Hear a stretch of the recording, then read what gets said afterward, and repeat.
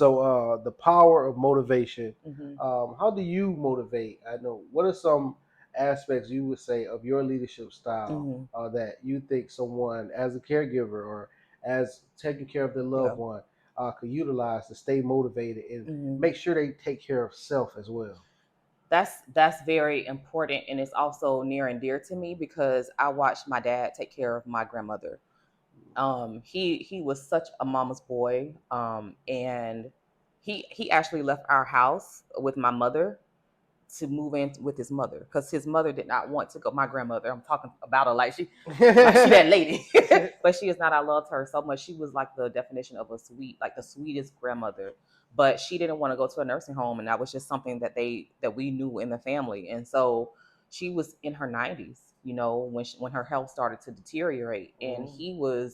my dad was in his 70s, in his late 70s, and so he became her caregiver. Like he had no Mm. experience doing that, but the bathing, the giving medicine, like I had to learn how to treat diabetes, like how to read the sliding scale, how to Wow. make sure that she was, at that time she had a feeding tube as well. Like we Mm. took turns. Like I was one of those people, I used to go grocery shopping for her.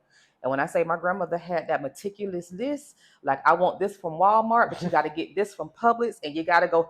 She had it down to the To ounces. that. She in her 90s, so she knows She everything. I'm knows it. like, so she's very meticulous, and so I watched my dad's health deteriorate taking care of her.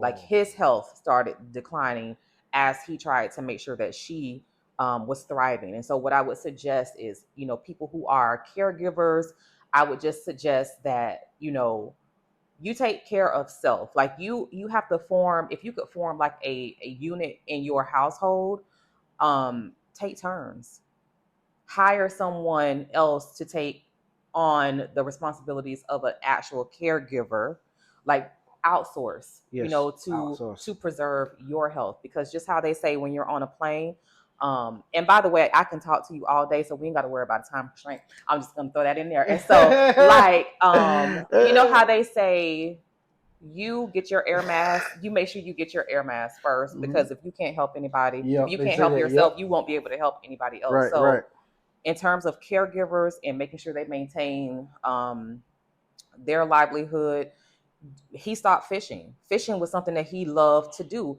So it's Mhm. like, don't stop doing those extracurriculars, because if you truly want to be there for your loved one, you got to preserve you.